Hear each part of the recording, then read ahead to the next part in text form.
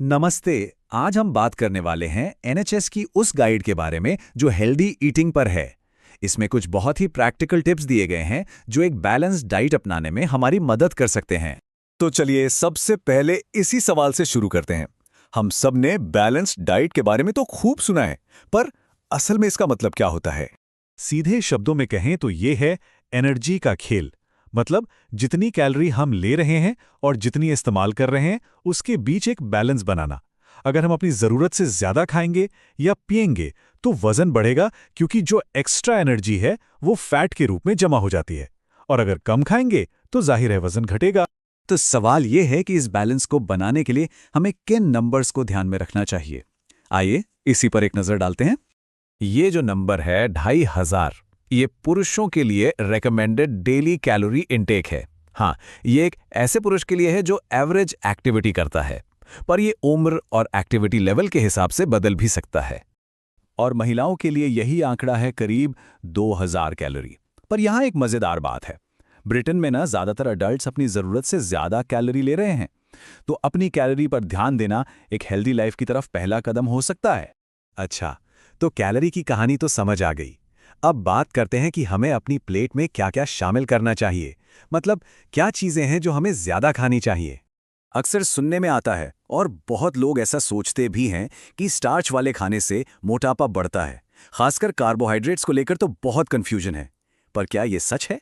सच तो ये है कि अगर हम ग्राम टू ग्राम देखें तो स्टार्च वाले कार्ब्स में फैट के मुकाबले आधी से भी कम कैलोरी होती है। तो पॉइंट ये है कि कार्ब्स अपने आप में मोटे नहीं करते। प्रॉब्लम तब शुरू होती है जब हम उन पर खूब सारा फैट डालते हैं, जैसे ब्रेड पर मक्खन लगा लिया या चिप्स को तेल में तल दिया। असली कैलोरी तो वहां बढ़ जाती है। तो इसका मतलब ये नहीं कि कार्ब्स से डरना है, बस सही तरह के कार्ब्स चुनने हैं। जैसे कि साबुत अनाज वाली चीज़ें, इनमें फाइबर ज़्यादा होता है जिससे हमारा पेट ज़्यादा देर तक भरा हुआ महसूस होता है। और ये जो दिन में 5 फल और सब्जियां वाली बात है ना, ये सुनने में जितनी मुश्किल लगती है उतनी है नहीं। बस छोटे छोटे बदलाव करके इसे अपनी रूटीन का हिस्सा बनाया जा सकता है। अच्छा, अब बात करते हैं मछली की। कोशिश करनी चाहिए कि हफ्ते में कम से कम 2 बार मछली खाई जाए, और उसमें से 1 बार ऑयली मछली हो। ऐसा क्यों? क्योंकि ऑयली मछली में होता है ओमेगा 3 फैट, जो दिल की बीमारियों से बचाने में मदद कर सकता है। ठीक है, तो हमने ये तो देख लिया कि क्या ज़्यादा खाना है। अब उन चीज़ों पर आते हैं जिन्हें हमें अपने खाने में कम करना चाहिए।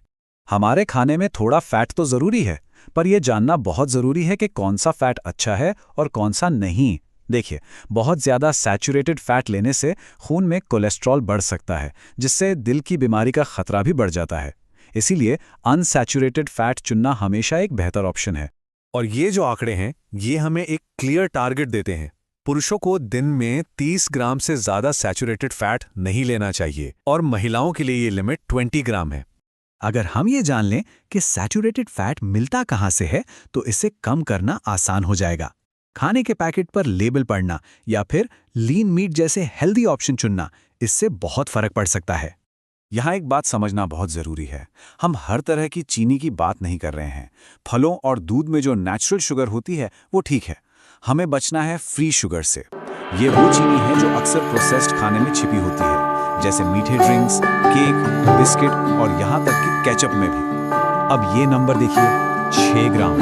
ये वयस्कों के लिए एक दिन में नमक की मैक्सिमम मात्रा है। ये बस एक छोटी चम्मच के बराबर है। और सबसे चौंकाने वाली बात यह है, भले ही हम अपने खाने में ऊपर से नमक ना डालें, फिर भी हो सकता है कि हम बहुत ज़्यादा नमक खा रहे हों। क्योंकि हम जो नमक खाते हैं ना, उसका लगभग 75% तो पहले से ही हमारे खरीदे हुए खाने में होता है, जैसे ब्रेड, सूप और सॉस में। एक हेल्दी डाइट का मतलब सिर्फ ये नहीं होता कि हम क्या खा रहे हैं, ये हमारी लाइफस्टाइल की आदतों से भी बहुत गहराई से जुड़ा हुआ है।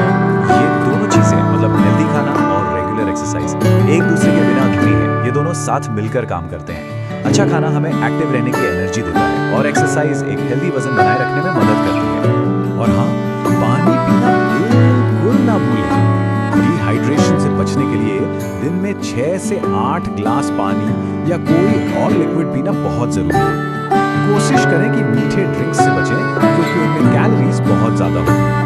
बहुत लोग सोचते हैं कि नाश्ता छोड़ने से वजन कम हो जाएगा, लेकिन ऐसा नहीं है। एक हेल्दी नाश्ता जिसमें खूब फाइबर हो, असल में एक बैलेंस डाइट का एक बहुत ज़रूरी हिस्सा है। तो अब तक हमने जो कुछ भी जाना उसे एक साथ समेटते हैं। एक तरह से ये हमारा हेल्दी ईटिंग का ब्लूप्रिंट है।